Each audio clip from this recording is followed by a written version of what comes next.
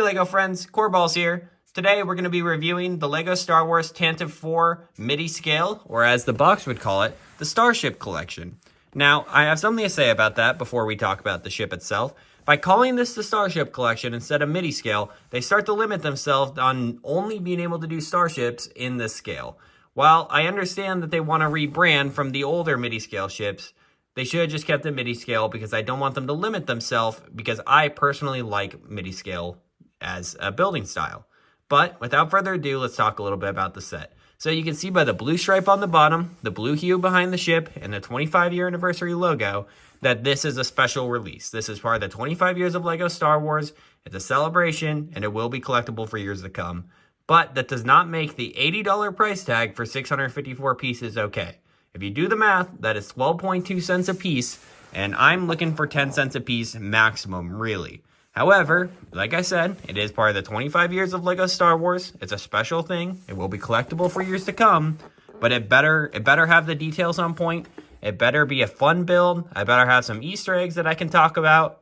And yeah, so with all that said, let's open this box and see how it does. Alrighty, my friends, so I've opened the box and here's what we got. So we have 7 total bags for all 654 pieces. Well, I guess 7 bags for 650 pieces because there are 4 2x16 plates that do not end up in a bag. And we have to talk about some though.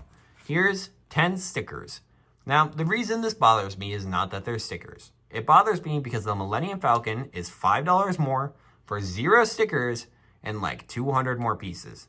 Why am I paying $5 less for 200 less pieces and 10 more stickers? Like that just kind of bothers me, LEGO. However, I still want to give the ship a chance. It could be in the details, it could be a bunch of printed pieces, and it could have just been too expensive to make to print these tiles. But still, kind of bothers me at face value. However, before I go build it, I do want to show you guys. I do like the fact that there's a little UCS style intro. You can see if you guys want to pause to read it. I'm going to go through each of the pages. But I do like when any set does these little intros. I especially like when I get to like see the designers and hear from them. It's just a nice little touch and it makes the set feel a little bit more special. So I'm very happy they included this because it is part of the 25-year anniversary and I want it to feel special. But that sticker sheet, man, it's scaring me. It's already 12 cents a piece. Now I got stickers to deal with. It's going to be hard for me to tell you guys that this is worth the $80 price tag right now. But let's see how the build is. Let's see how the Easter eggs are. Let's see how the finished product looks before we make our final decision. Recognize these little characters? As Princess Leia stores the Death Star plans in her faithful R2 unit, a relieved C-3PO catches up with them, and the 2 droids depart in an escape pod. That's cool. They have little figures there. It's going to get covered up, so it's not that big of a deal, but a nice little detail. Are you sure this thing is safe? Yes, we're missing an escape pod here. With C-3PO and R2-D2 on board, it has already departed, without raising the Imperial Star Destroyer captain's suspicions. Alrighty, my friends, so we finished building the ship. It looks pretty nice, and before we talk about the details, I just want to talk a little bit about the building experience. I thought it was pretty fun to build, but it wasn't like, oh my god, this is the coolest set I've ever built. It doesn't use like crazy building techniques, but it's also not building the same thing 36 times over and over again, and I'm directing that at Captain America's shield, but you know, it was still pretty fun to build. And I put on episode 4 while I was building it. And I always enjoy building a LEGO set while I'm watching the media it's from. So that was pretty fun. But without further ado, let's start talking about the details.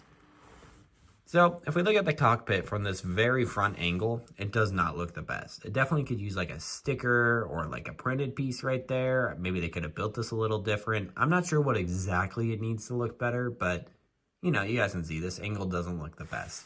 But if you look at it from the side, you can see that the sticker they use on the side of the cockpit does actually look pretty nice. And if you look at the ship as a whole, the sticker kind of ties the whole ship together. So the cockpit looks all right. It looks pretty good from the side, but when you look at it from the very front, it's not the best. But, you know, you got to realize the set's going to be displayed like this, so it doesn't really matter how it looks from the very front. But in a review, it's still important to, you know, look at everything. So if we move on to the next section, you can see that it has twin turbo lasers on both the top and bottom, which look really nice. I like how this piece they use looks, but it is posable, but the problem is that it falls off super easy. So even while I'm recording this, I get pretty nervous, like trying to turn it, because it's pretty likely that it's gonna fall out if I don't like grab it right. And yeah, it's also important to note that it can go up and down as well. So I do like that it's posable, but it's not a playset, and you can definitely tell that it's not a playset with how breakable this is. But considering you're just gonna move it into position and leave it there, I think it looks pretty good. So let's move on to the next section. This little midsection actually is probably my favorite building techniques because there's two little plates that go this angle, and there's almost no gap that you can notice on really any way you look at the ship. So that's pretty impressive that there's no gap right here. So they achieved that angle very well. And if we look at the top, you can see that the top has some really nice griebling, some nice details right here. I love how the top looks actually. So good job there, Lego. And if you look at the bottom, we can see that the escape pods look pretty nice, and it's actually missing one because that's the escape pod that C-3PO and R2-D2 took in the movie. So that's pretty interesting. So good job there, Lego. I love to see little Easter eggs. So yeah, so now if we go look at the next little section right here, I would call this like a filler section. It looks all right. You can look at it from the top. It looks, you know, just kind of bland, but it's just kind of like a filler part of the ship. It doesn't like drag your attention away from anything, but it doesn't like look super cool, or is there some building technique I gotta tell you guys that was really cool. So yeah, and then here we have like this little array at the top that is adjustable. So I do like adjustable stuff just because you can get the ship to look exactly the way you want when you put it on display. So that's pretty cool. Nice little detail there. The building technique's nice. Then here's like this little docking bay. Looks pretty good. It's on both sides. And, you know, it looks true to the ship. And I don't really know how they could have done better. So I'm going to say that looks really nice. And again, just some nice like little side details right there. And yeah, so there's some good details going on. So I want to say that there is good to this ship before I heavily flame it for the stickers right here. Because here's the deal, guys. I'm paying $80 for this set. Why do I have 1, 2, 3, 4, 5, 6, 7, 8 stickers? And not to mention, they're white stickers. And the reason that's a problem is LEGO still has not figured out how to get the white on their stickers to match the white of their pieces. Like, that is just a problem for me.